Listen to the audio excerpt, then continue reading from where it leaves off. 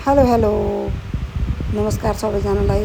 यो केटाकेटीहरू घर भइसकेपछि डिमान्डको डिमान्ड भोक लाग्यो भनेको भने त्यो भएर आज मैले एउटा नयाँ ट्रिकबाट यो हलुवा ट्राई गर्दैछु त तपाईँहरूसँग पनि रेसिपी सेयर गरिहालौँ भनेर मैले पहिला चाहिने जति सुजी राखेँ एउटा कटरमा। त्यसमा मैले दुध राखेर फिटेको हो अनि 10 मिनट जतिलाई त्यसलाई भिजाएर छोडिदिएँ।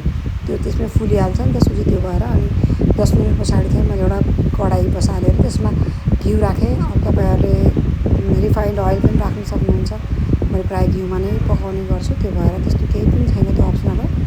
घिउ राखेँ त्यसमा अनि मैले यसमा तपाईँले सुकमेलको धुलो राखेर पहिला फुराउन सक्नुहुन्छ, तर मैले यसमै नै राखेर फिटेको थिएँ यो सुजी र दुधको मिक्सचरमा। त्यो भएर मैले पहिला राखेन अनि हल्का घिउ गरम भइसकेपछि अनि मैले त्यसमा डाइरेक्ट खनाइदिएँ सुजी र दुधको मिक्सचरलाई। अनि मजाले यसलाई एकदम चलाउँदै जाने, बिस्तारै चलाउँदै जाँदा यसको दुध आफै सुकेर एकदम मजाको हुन्छ। अनि यसलाई त्यो दुध सुकिसकेपछि पनि मजाले भुट्ने, थोरै कलर चेन्ज हुने बेलासम्म चाहिँ भुट्नुपर्छ। मैले सरी यसमा भन्न बिर्सेँ, मैले चिनी पनि पहिल्यै मिक्स गरेर फिटेको थिएँ है। यसमा यो सुजी र दुधको मिक्सरमा चिनी पनि पहिल्यै राखेर मजाले घोलेर मिक्सर बनाएको थिएँ। अब भुट्दा यत्तिको हुन्छ, यसको कलर चेन्ज भइसक्यो। यसलाई यत्तिकै पनि खान सकिन्छ साथीहरू, यो एकदम यत्तिकै खाँदा अझ मिठो हुन्छ यो। अनि मैले चाहिँ केही अझ न्यू ट्राई गरौँ न भनेर यो यत्तिको कलर चेन्ज भइसकेपछि यसले सबै दुध सोसिसकेपछि अनि मैले यसमा थोरै दुध राखेको थिएँ, 2 डाडु जति माथिबाट दुध राखिसकेको थिएँ। दुध राखेर पकाउँदाखेरि पनि टेस्ट मिठो नै आएको थियो, नमिठो चाहिँ थिएन। तर अझ यसमा यत्तिकैमा खाँदाखेरि पनि मिठै हुन्छ, त्यो आफ्नो टेस्टमा भर पर्यो। त्यही भएर मैले फेरि आज अनि दुध पनि राखेर ट्राई गरौँ न भनेर केटाकेटीलाई अब घर बसेछन्, त्यही भएर नयाँ नयाँ तरिकाले खाजाहरू ट्राई गर्दै बनाउँदै गरेको छु। हलुवा नानीले धेरै ठुलो डिमान्ड भइसकेपछि अनि मैले बनाइदिएको। नत्र खासै यो गर्मीमा त अब डाइजेस्ट हामीलाई त हुँदैन, अब केटाकेटीको बढ्दो उमेर हुनेलाई त मजाले डाइजेस्ट हुन्छ नि त।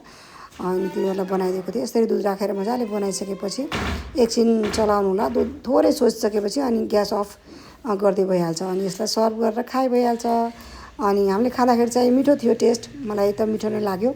तपाईँहरू पनि पक्कै ट्राई गर्नु होला। च्यानललाई सब्सक्राइब गर्न नबिर्सिनु होला, लाइक कमेन्ट गर्न नबिर्सिनु होला। सब्सक्राइब गर्न त पक्कै पनि नबिर्सिनु होला। सब्सक्राइब गरेर मलाई सघाइदिनु होला।